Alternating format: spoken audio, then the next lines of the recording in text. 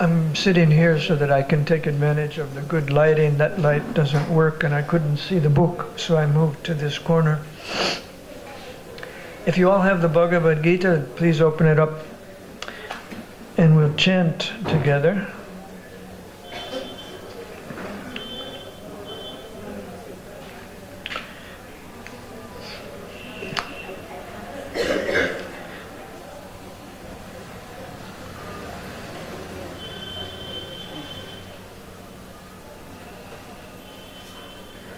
Tonight we're going to study the 22nd verse, but I'd like to begin on text 16 because the 22nd verse is in relation to the earlier verses. So let's look at the earlier verses first. I'd like all of us to chant together the slokas, and then we'll go back and we'll read the translations together. So please open your book to text 16 and we'll chant text 16 together, then text 17 together, the Sanskrit, then 18, 19, 20, 21, 22. Then we'll go back and read the translations of those verses.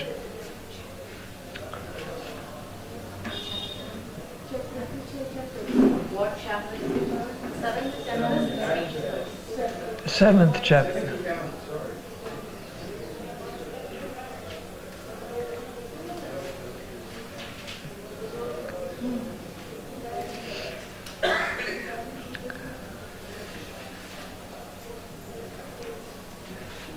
Okay.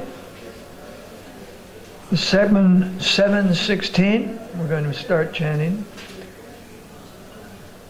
as soon as everyone's ready.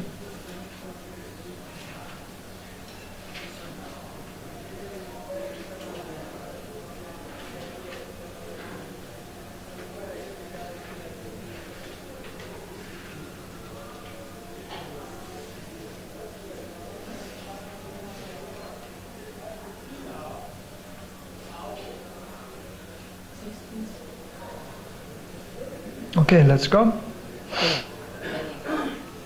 Together. Tattvavita bhajante mam Arjuna artajigna suratati ganicha bharatashara tesham gani nityayukta eka bhakti vishishyate yo hi ganino tirtam aham satchamam ya udarasarva evaite gani tvat maiva me matam astita sahi yuktatma mamevanutamam gatim unam janmano ante gyanavamam prapadyate Vasudeva Sarvaniti Samahamasudurava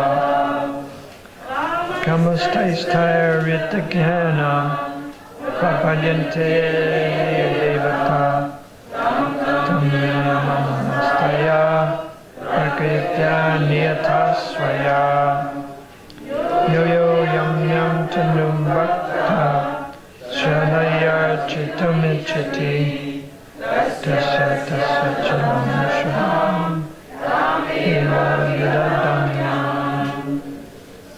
Sataya Shradaya Yuktas Tasya Ramamiyate Bhavate Chatatama Mayaravitanhitam. Now we'll read the translations, starting with 16. O best among the Bharatas, together,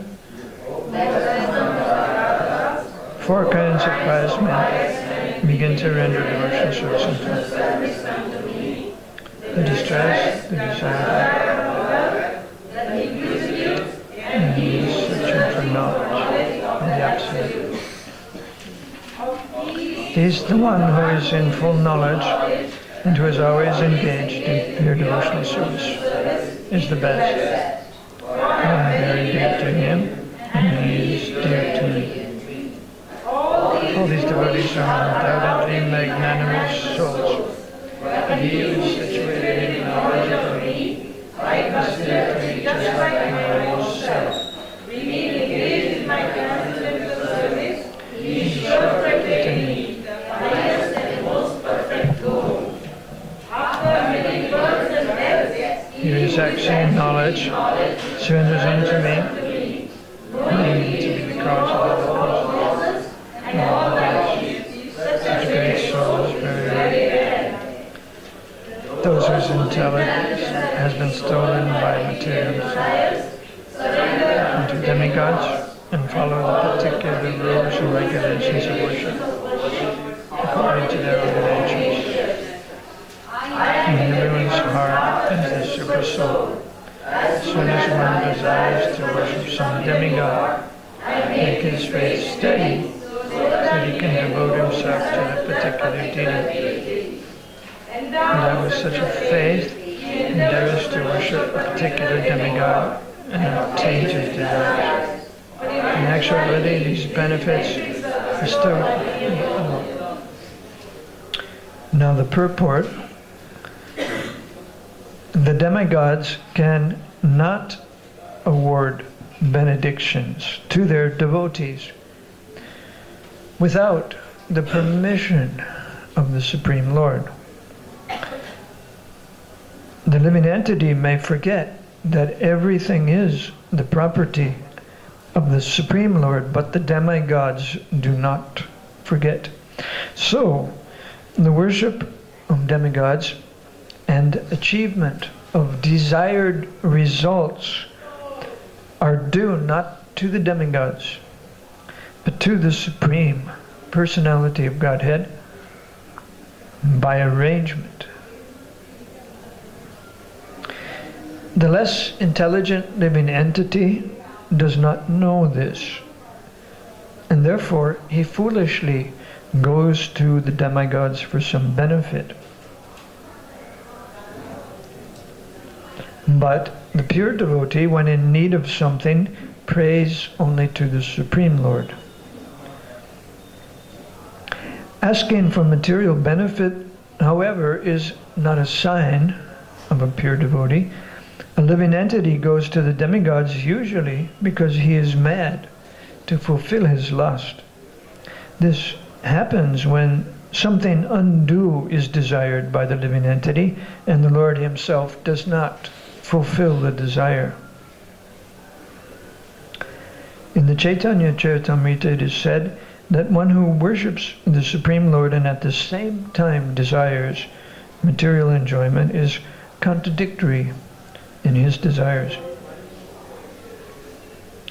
Devotional service to the Supreme Lord and the worship of a demigod cannot be on the same platform because worship of a demigod is material and devotional service to the Supreme Lord is completely spiritual. For the living entity who desires to return to Godhead, material desires are impediments. A pure devotee of the Lord is therefore not awarded the material benefits desired by less intelligent living entities who therefore prefer to worship demigods of the material world rather than engage in the devotional service of the Supreme Lord. Hello, Kishore. Come on in, there's lots of room here. You can sit here.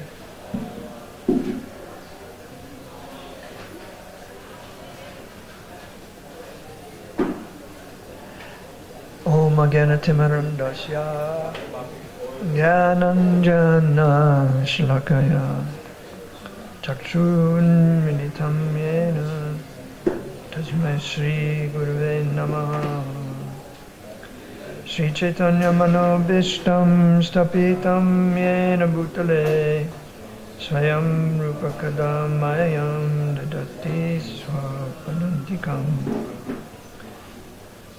Vandeham Shri Guru Shri Uttaparakamalam Shri Gurun Vaishnavamscha Shri Rupam Sagajatam Sagana Raghunatham Vitam Tam Sajivam Sadvaitam Savarutam Parijana Sahitam Krishna Chaitanya Devam Shri Radha Krishna Padan Sahagana Dalita Shri Vishakam Vitamscha Hey Krishna Karuna Sindhu Dina Bandhu Jagapate Gopesha Gopika Kanta Radha Kanta Namostute Tapta Kanchana Gaurangi Radhe Vrindavaneshwari Vishvanusuta Devi Pranamami Haripriye Manchakalpatarubhyascha Kripa Sindhu Bhevacha Patitanam Pavnebhyo Vaishnavebhyo Namo Namo Shri Krishna Chaitanya Prabhu Nityananda Shri Advaita Gadadhar Shri Vasari Gauravinda Hare Krishna Krishna Krishna Hare Hare Hare Rama Rama Rama Hare Hare Hare Krishna Krishna Krishna Hare Hare Hare Rama Rama Rama Hare. Kishore, could you be a gentleman and move here so the lady behind you isn't blocked? She wants to see also. Thank you.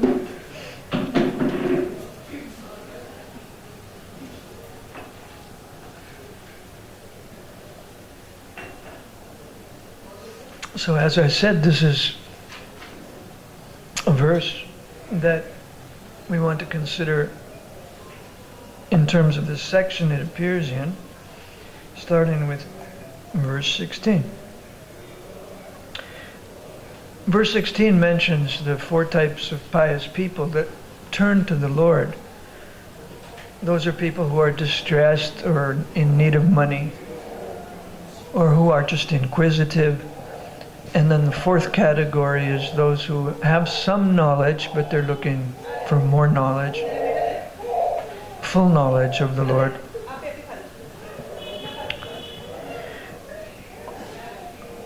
We can consider for a moment that some of the persons who approach demigods may be looking for some of the same things. They may be in distress, they want a good partner to marry, they can't find one. So they might worship a demigod instead of turning to the Supreme Lord. There's a injunction that you can worship the wife of Lord Shiva, Uma, if you want a wife or a husband.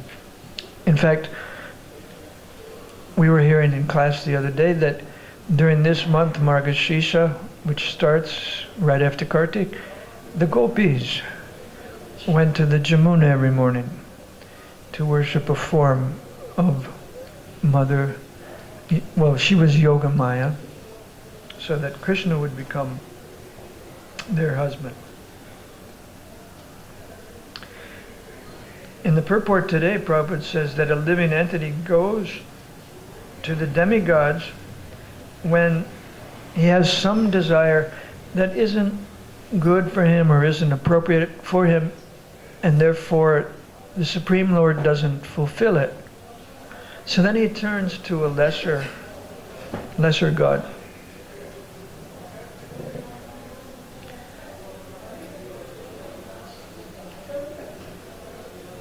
He doesn't get what he wants from Krishna, or perhaps he doesn't even turn to Krishna in the first place. Maybe he's just materialistic and he hears about the demigods, and so he worships a demigod.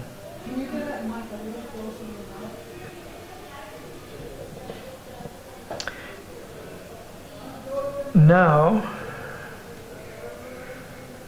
there are other examples given of worship of demigods. Some people want a good education and they worship Saraswati. I've heard that school children in India might pray to Lord Shiva to pass an examination. Maybe some of you who grew up in India have done that, I don't know.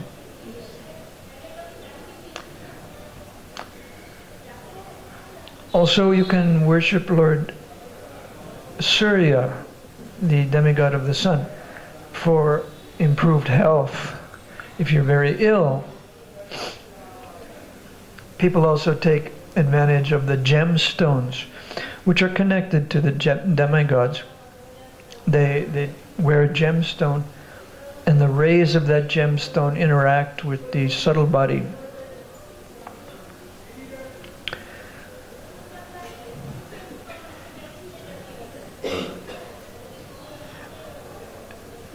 The sun god, of course, the devotees are advised that they can recognize and pay respect to some of the demigods.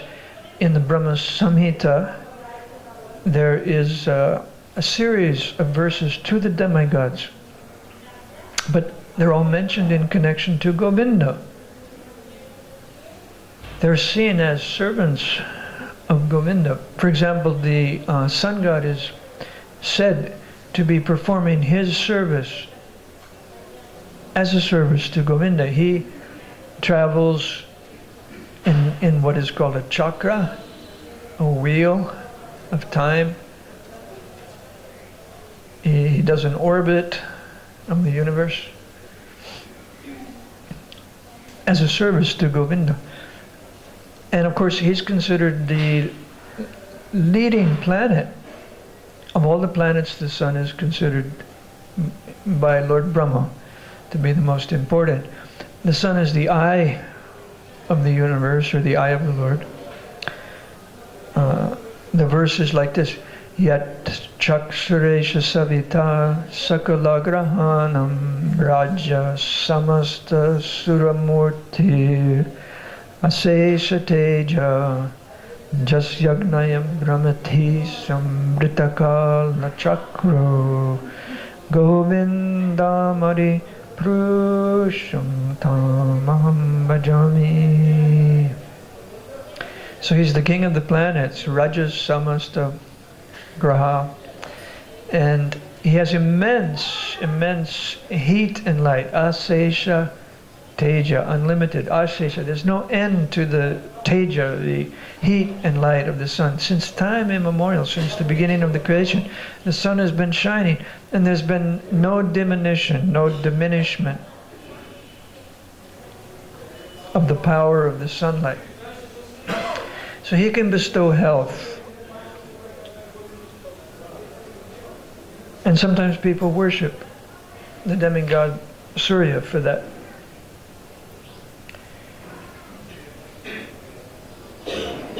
One of my friends here in Vrindavan is suffering from a disease, and he made a trip over to Surya Kund last weekend.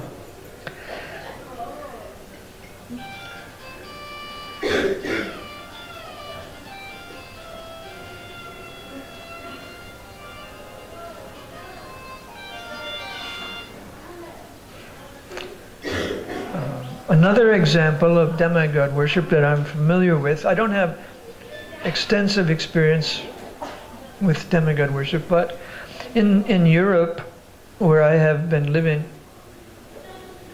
sometimes the people from India, Indian background, persuade the Hare Krishna devotees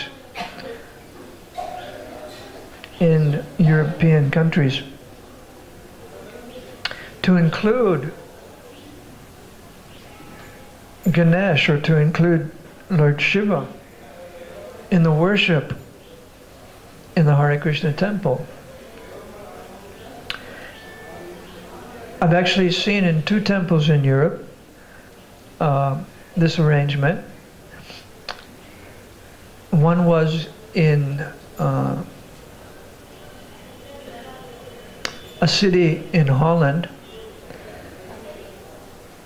The temple president and his wife were requested by the local Indian people to put a statue of Ganesh on a shelf in the temple room of Gaura, the shelf where there was incense and other paraphernalia. And they thought, then Ganesh can be remembered. When we come to the temple, we can see Ganesh and remember Ganesh. Actually, Mark wrote that he would be outside, greeting the people outside above the door. Mm-hmm. Yeah, sometimes he's above the door.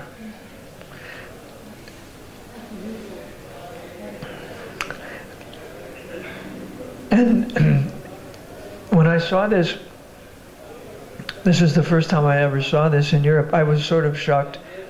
And I said, I don't think that this is a good idea. Srila Prabhupada never introduced this.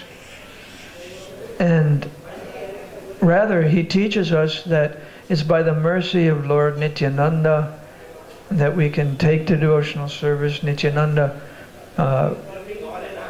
is known for allowing the fallen souls to take up devotional service.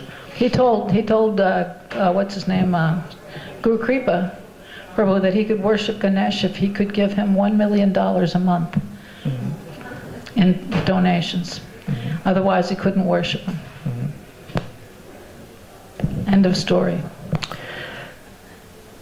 So at the time I was a little upset. I was sort of shocked to see this, and I asked the devotees. The temple president and his wife weren't there that weekend, so I asked the devotees, I said, while I'm here this weekend, could you please put Ganesh in the temple president's office?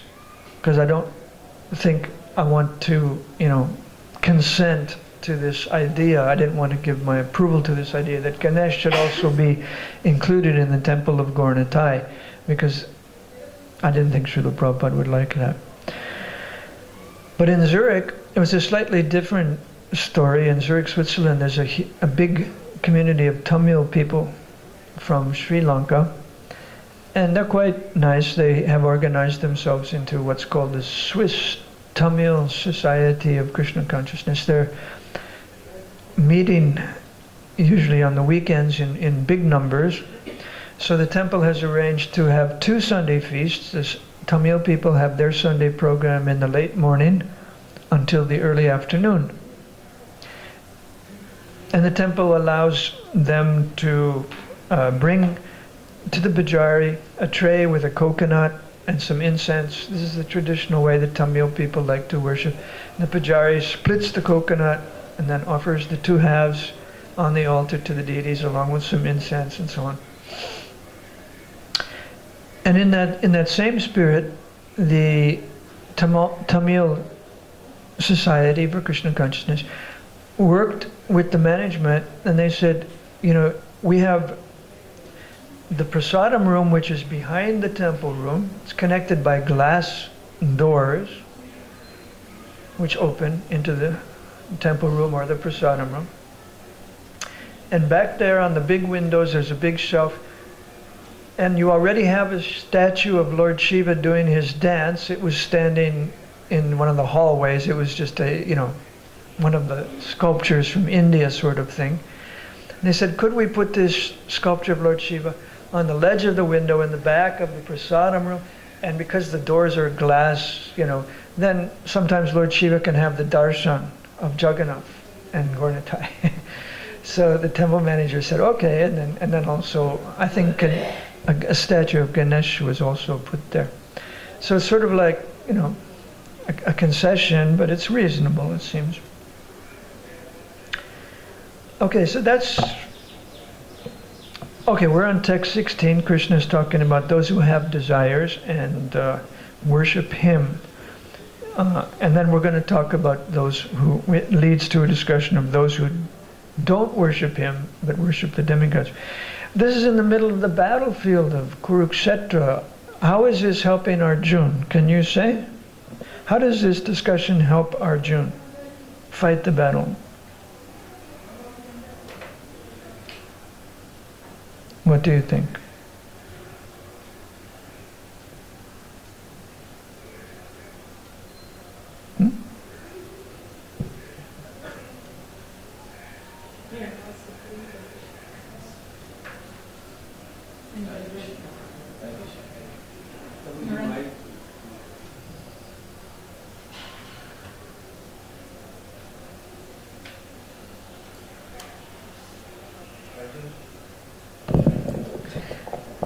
Arjuna eventually surrendered to Krishna, and he accepted as his guru and took instructions from him.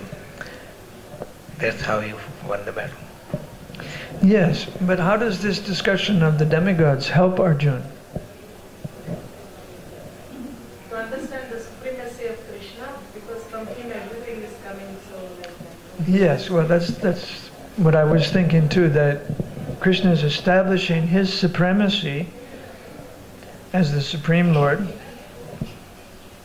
He says Vasudeva is everything. And then he goes on to discuss the demigods, and he says they're different. And sometimes people worship these different deities, but I'm actually everything. So that helps Arjuna get established. So Arjuna is hearing from Krishna. He's a little distressed. He's looking for some meaning to all the suffering that's going to take place. And in that sense, we're like Arjuna, we're all experiencing suffering to a greater or lesser degree, and we're trying to find some meaning to this suffering. So we're among the most fortunate. They're mentioned in text 17. Those who are in full knowledge and always engaged in pure devotional service are the best, for I'm dear to them and they're dear to me. Now I'll tell you something that you probably don't know. In text 17, Krishna says, Tesham Gyani Nitya Yukta, one who's in full knowledge, he's engaging only in bhakti, eka bhakti vishishite, in devotional service. He engages only in devotional service, someone who's in full knowledge. This is the first verse in the Bhagavad Gita that mentions bhakti.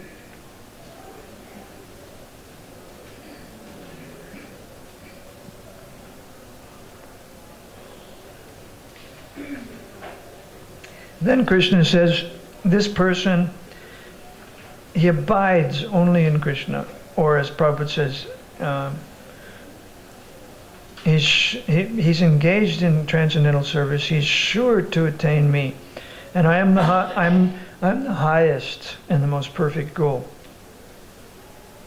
Sometimes, this is of course a doubt that devotees have. Sometimes devotees feel distant from Krishna. They are just beginning devotional service, and they think, I don't have such a strong connection. I'm not a real advanced devotee, and what hope can I have? But Krishna says here, being engaged in my transcendental service, one is sure to attain me. So even if we're doing just a simple service, Krishna says we're sure to attain him.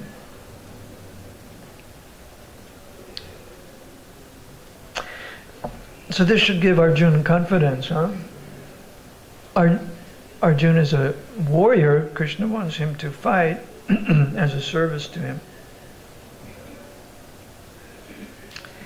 And then the climax, the climatic verse, Bhavanam Janmanam Ante Gyanavam Prapadyante. After many births, then one may attain this knowledge and surrender, knowing that Vasudeva is everything. Such a person is very rare.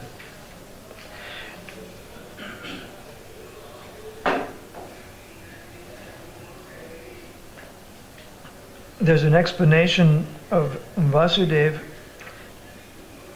that I'll just add as a kind of footnote. It's a footnote in this book. This is a name of Krishna. The name means the son of Vasudeva, of course. But the word Vasu means also the soul of the universe. Vasu means the soul of the universe. And Deva means either divinity or sport or play. Thus, this name for Krishna can mean the divine play of the soul of the universe.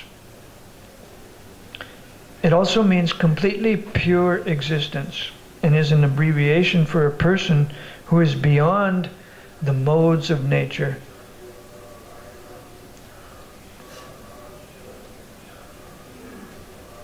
Here, Arjuna, or later in chapter 11, Arjuna addresses Krishna as everything. In the 11th chapter, when he sees the universal form, he says, "My God, you're everything." He sees it. And he says, "Krishna, you pervade everything." So this is why Prabhupada says Krishna is the cause of all causes. Although that's not in the verse itself. But in his translation, he put that. They know me to be the cause of all causes. Krishna is everything. And, Prabhupada said, a devotee can understand that Krishna's mercy is everything. And that this manifestation, this cosmic manifestation, is not separate from him. So in everything there's a relationship with the Supreme Lord. If we're not feeling Krishna conscious, it's because we're not seeing everything in relation to Krishna, or we're not seeing one particular thing in relation to Krishna. We're stuck on something and we don't realize that that's also Krishna, or that has a relation to Krishna. Maya means that which is not. So, means not in relation to Krishna.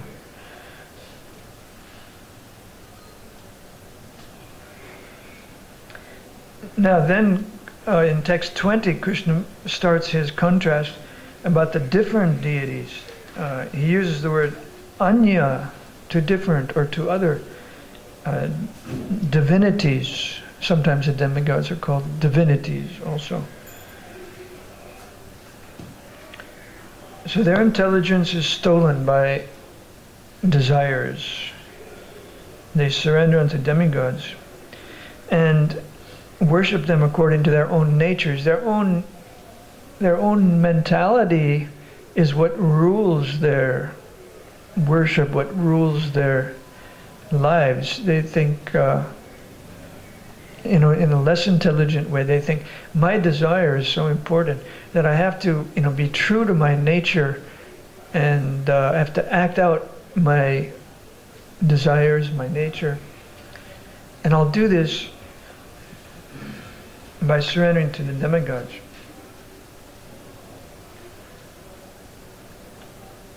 But the Bhagavatam doesn't recommend that. Bhagavatam says even if you have material desires, you should still approach Krishna. But somehow people lose their spiritual sense, there's not, for people there's not very much help from the leaders of society in directing their spiritual lives. People's spiritual sensibility should be developed by the leaders of society. But we see there's not much coming from the leaders of society in the way of encouraging people in spiritual life. So these less intelligent people without helpful guidance, they do not go to the Supreme Personality of Godhead because they're in the lower modes of nature. And they have these little desires they want to fulfill.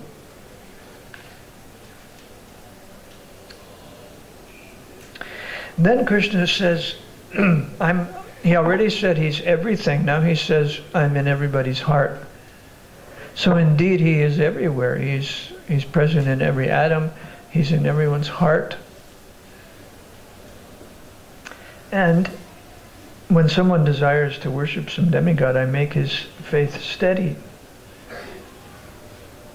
so that he can devote himself to that particular deity. So Krishna understands that people have desires like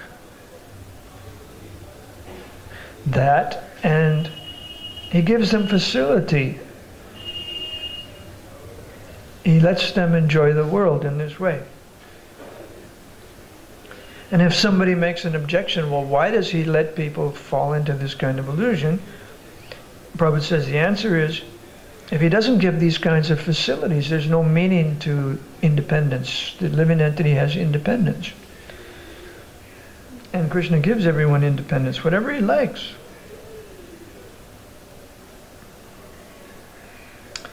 But because the living entity and the demigods are subordinate to the Lord, nobody can say, I'm not subordinate to the Lord. Everyone is subordinate to the Lord. Because that's true, because they're subordinate to the will of the personality of Godhead, the living entity cannot worship the demigod by his own desire. He needs that desire to be strengthened by the super soul. And the demigod cannot give a benediction without the supreme will. So therefore it's said, not a blade of grass moves without the will of the Supreme Lord.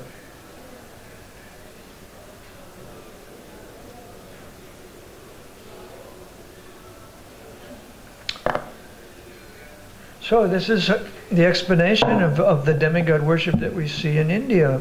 Sometimes we may say, well, why are people so attached to the demigods? Why do we see figures of Lord Shiva and Ganesh everywhere and Mother Durga? And how is this phenomenon going on? But it's going on by the arrangement of the super soul, because people want to do that. In the Western countries, back in the time of the Roman and the Greek civilizations around 2,000 or 3,000 years ago, demigods were prominent also in the Western countries. But gradually, they were replaced. There used to be temples for the demigods. And Srila Prabhupada explains in other places how when the Kshatriyas were driven out of India, they brought with them the worship of the demigods all the way to the edge of Europe. They settled in Greece and Turkey. So he says the demigods in the Greek culture were something they carried with them from India. But gradually these were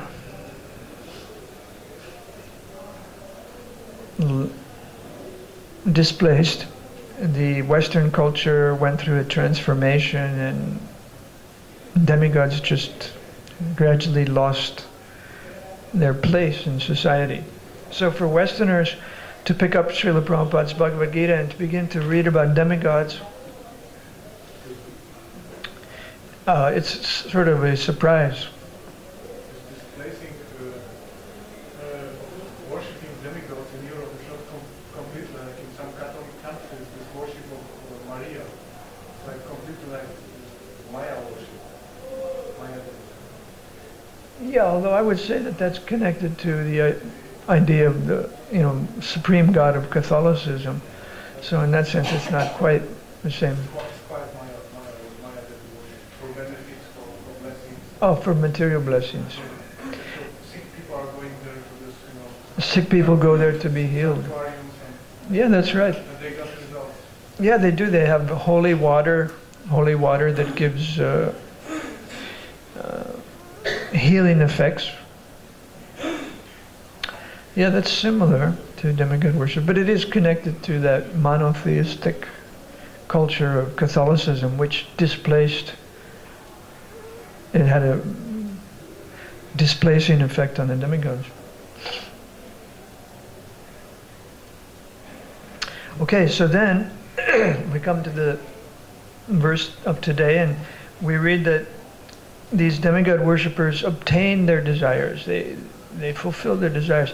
But the disadvantage is that they only get something temporary. They don't get a liberating effect. Whereas if you worship Krishna, either for material desires or spiritual desires, you become liberated, because you go to the eternal platform beyond the temporary.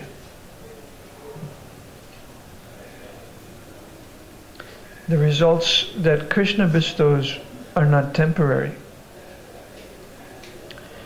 We have this verse about the eternal bank account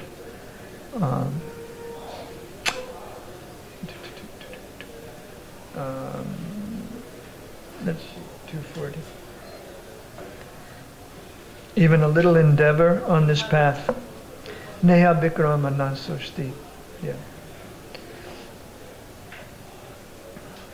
Okay, are there any questions on today's purport or verse or anything we discussed?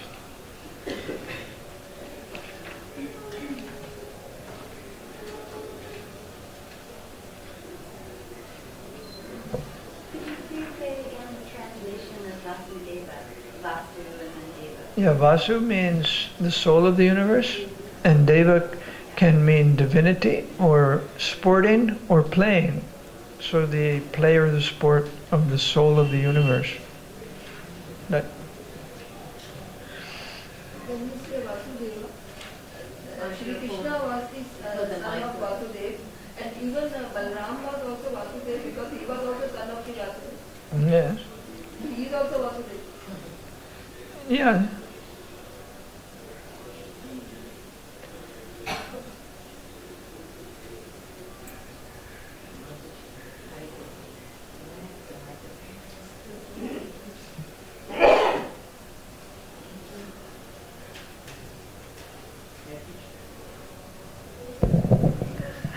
Hare Krishna, Prabhu. Can I ask the question? Okay. where I come from, Prabhu, many of the bhaktas, when they take to Krishna consciousness, and then we set up the altar for them, they still attach to the Ganesh and still want to have Ganesh on the altar. So is it all right? My temple president says it's okay. You can carry on with Ganesh. Yeah, the idea is that just like when Krishna discusses the 4 types of pious persons who surrender unto him, they might want material results. And Srila Prabhupada writes that eventually those persons become pure devotees in good association, and then they don't care so much about their fulfilling desires. So presumably the temple president is probably thinking eventually they'll understand that the demigod is a servant of Krishna, and they'll learn that the super soul is giving the person his faith in Ganesh. So why not just have faith in Krishna? If you get the right relationships set up eventually, then the person will not be thinking, well, I need Ganesh, because I grew up with Ganesh or something like that. They say because of Ganesh they came to Krishna. Well, that could be. Very well be. That could be. Ganesh may inspire someone. It says in the Bhagavatam that Lord Shiva gives shelter to those in the mode of ignorance, and Prabhupada describes in the purport how one can become a devotee by the mercy of Lord Shiva. Uh-huh. However, he did not institute any kind of presence of any deity of Lord Shiva Right. in the temples, Yeah. neither Ganesh nor Katyayani, Right. neither any of the other 33 million. No.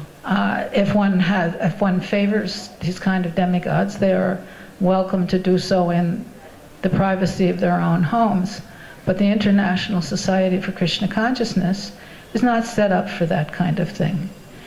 And neither are we set up for worship of Ladu Gopal. No. This is a completely different mentality. That mentality of those people who worship Ladu Gopal in general, if they come from that persuasion, is that anything after that age is Krishna has become perverted or devout. So we don't follow all of these things. Right. Prabhupada said that Krishna consciousness is very simple for the simple and very complicated for the crooked. So we can do all these kind of things which we call the but consciousness. But basically speaking, if you have something which you favor, just favor it privately. I have to say that, personally speaking, practically every step of the way in my devotional career, I had some let's say, help pushing from one particular deity who is my favorite, who I started out with. Being in the modes of ignorance, I attained shelter, but somehow or other, this deity is also not an actual jiva.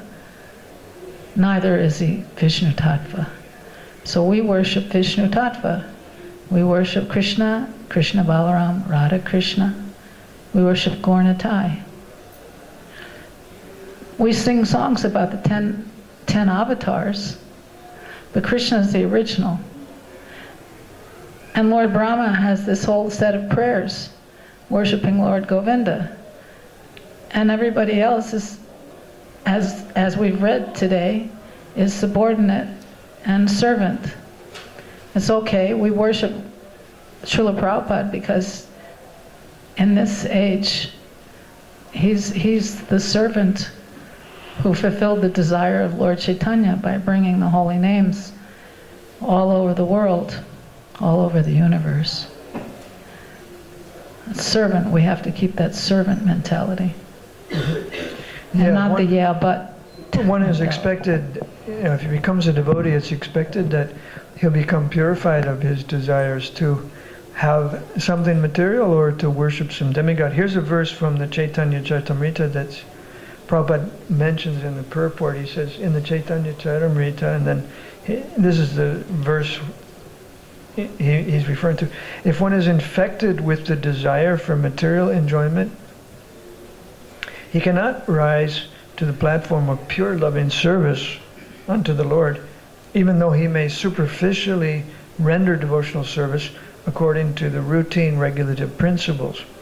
So one can become a devotee, put on tilak, put on the attire of a devotee, start doing the routine devotional service. But if he's infected with a desire for material enjoyment, he cannot rise to the platform of pure devotional service. So that he says, in the Chaitanya Charitamrita it said, one who worships the Supreme Lord and at the same time desires material enjoyment is contradictory in his desires. So one's life is kind of contradictory. He wants material things and he's trying to do devotional service, but he can't rise to a higher platform of worshiping the Lord. He hangs on to his material desire. And the Lord doesn't, maybe the Lord doesn't fulfill it, or sometimes he may fulfill it in a way that helps the devotee. There's the story of Draupadi.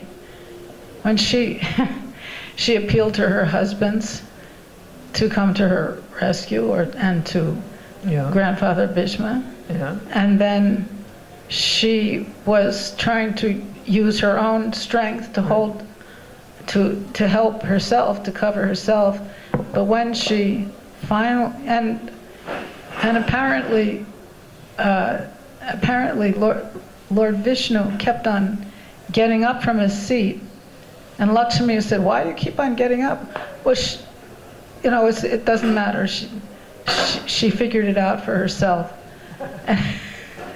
But then finally, when she realized that she simply didn't have any control, and neither did anybody else, then Krishna realized how surrendered she was.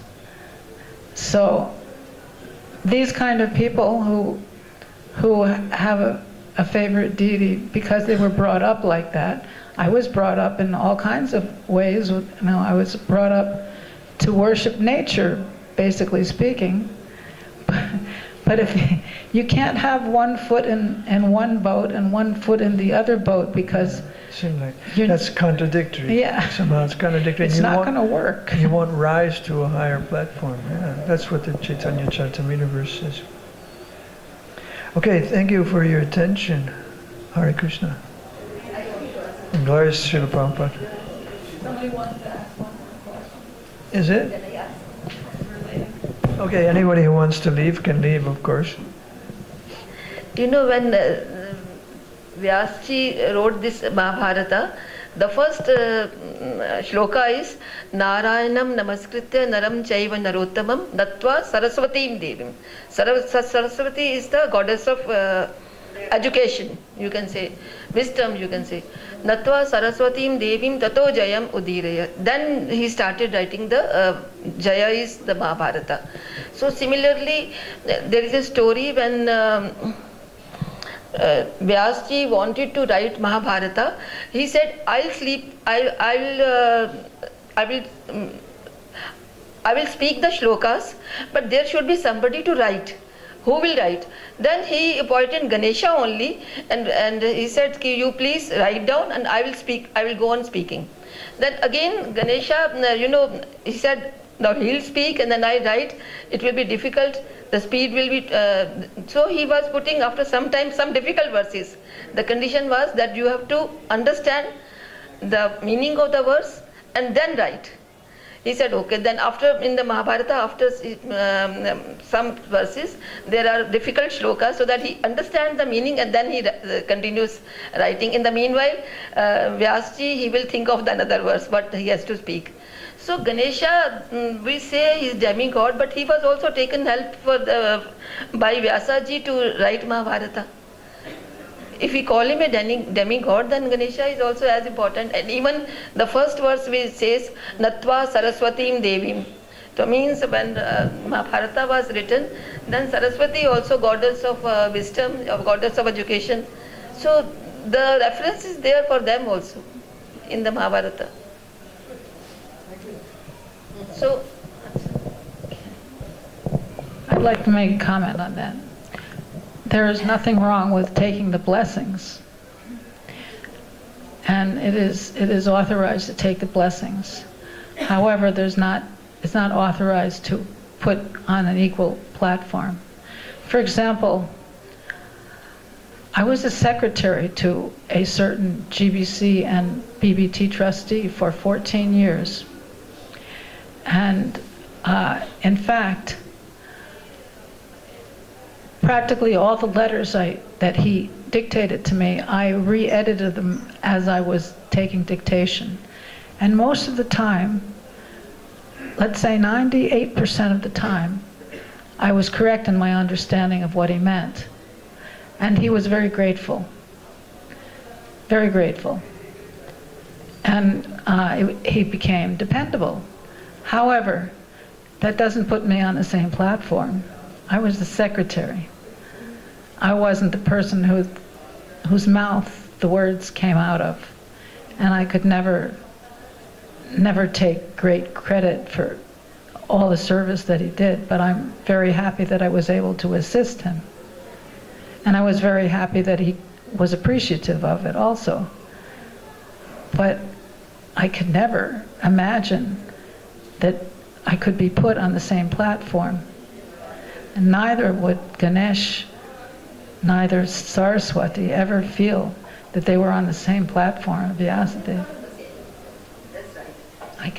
I don't see any Shastric reference. I need to go to Great Britain. Because if I remember properly, when I lived in England, Prabhupada had a seat put on the altar for Shiva and Brahma to come and sit. I don't know, is anyone here from Great Britain? Yeah. Yes, yeah, on the altar. So he did give some recognition there. Yeah. Oh, really? Yeah, I thought it was Soho Street.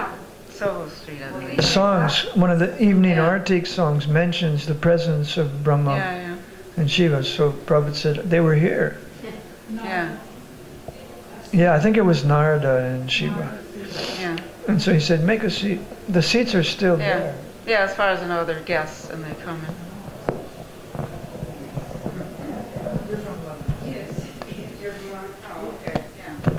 Radha Landanishwar ki jai, Radha Shyama Sundar ki jai, Krishna Balaram ki jai, Shri Gaunitai, Srila Prabhupada ki jai, Gaur Bhaktivinoda ki jai. How glorious was the lotus, it was so enthusiastic that Lord Shiva and Lord Brahma came.